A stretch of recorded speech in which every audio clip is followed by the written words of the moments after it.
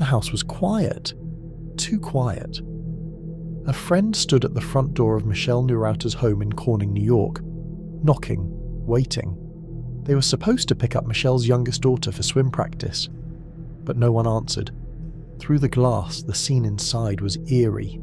Michelle stood motionless at the base of the staircase. Her body hung from the banister, lifeless. No note, no explanation. Police arrived quickly, treating it as a likely suicide. But even in those first moments, something didn't add up. Michelle wasn't known to be depressed. She loved her children, and the way she was found, it felt staged. The daughter who was supposed to be inside was missing. Hours later, Carrie, Michelle's middle child, called police from Rochester, insisting she had her younger sister safe with her. She explained she'd been at the house the night before, had argued with her mother, and stormed out, taking her sister with her. To police, it sounded like a family tragedy. To Michelle's friends, it was impossible to believe, and to detectives, it was the beginning of a murder investigation that would expose a father and daughter pact as twisted as any cult. Lloyd and Michelle Nurauta had been married for 25 years, but the foundation of their family had long been cracking.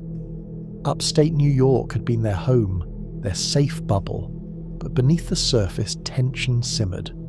Lloyd was charismatic, eccentric and controlling, a man who thrived on attention. His daughters were his world, especially Carrie, the middle child, his favourite. He drove her to ballet every Saturday, orchestrated her life in subtle, suffocating ways, and slowly turned her loyalty into obedience. Michelle, by contrast, was dedicated, intelligent and charitable.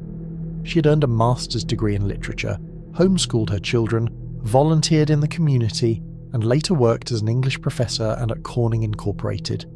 She poured herself into her family, but over time, the strain of her marriage began to wear on her. When the 2008 financial crisis hit, Lloyd lost his job and moved to Princeton, New Jersey. Distance and financial stress fractured the marriage. Divorce followed. Custody battles erupted. The oldest child went with Lloyd. Carrie and the youngest stayed with Michelle. Fights and tension became daily life. Calls to 911, reports of arguments and minor altercations. They were routine, almost expected. By 2017, Carrie was attending Rochester Institute of Technology, while the custody battles and lingering resentment set the stage for tragedy. The family was fractured, yes, but behind closed doors, darker forces were brewing, and the arguments that seemed typical of divorced parents were about to escalate into something deadly. It was late on Saturday, August 26, 2017. Tension crackled inside the Nurauta household. Michelle and Carrie argued, shouts echoing through the rooms, doors slamming, furniture slightly askew from the scuffle. The youngest daughter slept downstairs, oblivious to the storm. Carrie stormed out, dragging her sister along, leaving the house eerily quiet. By 1 a.m., Michelle's fate had already been sealed. But how? No forced entry. Nothing stolen.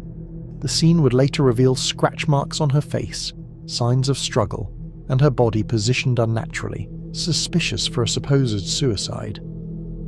Outside, the quiet streets of Corning hid the horror inside.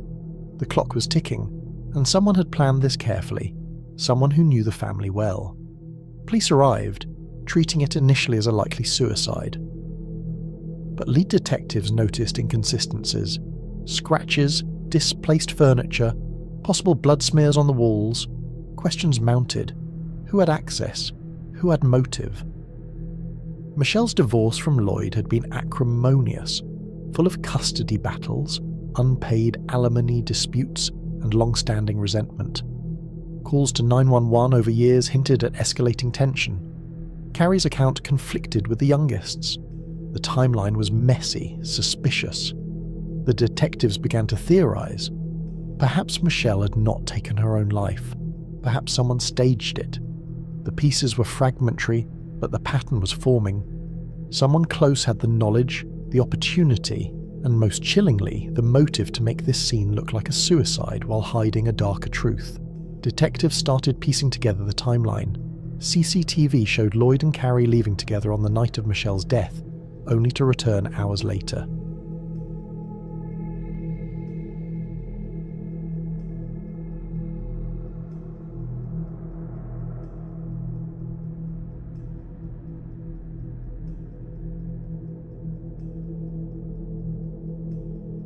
Cell phone records confirmed Lloyd had claimed to be elsewhere, but cameras told a different story.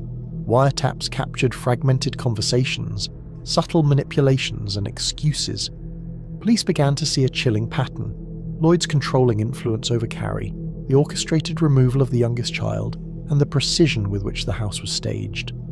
Motive became clear: custody disputes, financial strain, and a twisted plan to evade responsibility. Every clue pointed inward.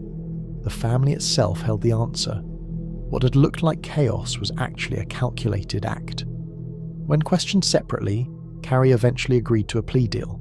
She revealed how her father had manipulated her, convincing her that Michelle's death was necessary to save him. Together, they had staged the scene, hanging Michelle over the banister while maintaining the illusion of suicide.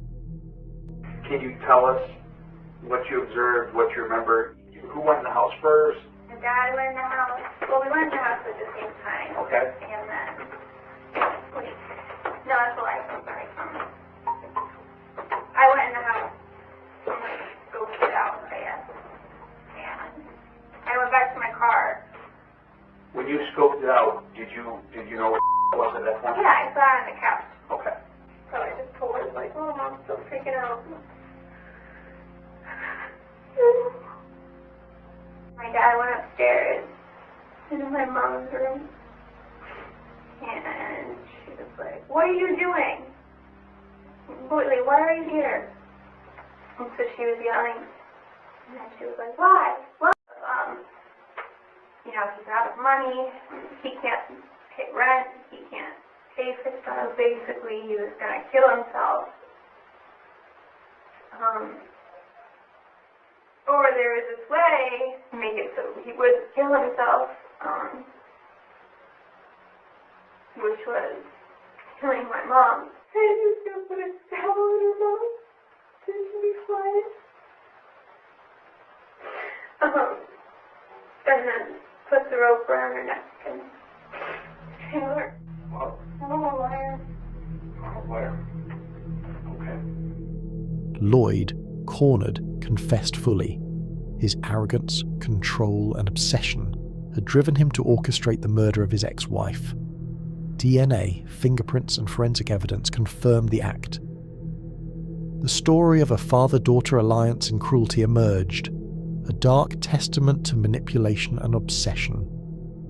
Lloyd was sentenced to life without parole for first-degree murder, along with additional years for conspiracy and custodial interference. Carrie received a lesser sentence for manslaughter but was released on parole after cooperating. Michelle's mother read a statement detailing Lloyd's manipulations and abuse, exposing his cult-like control over the children.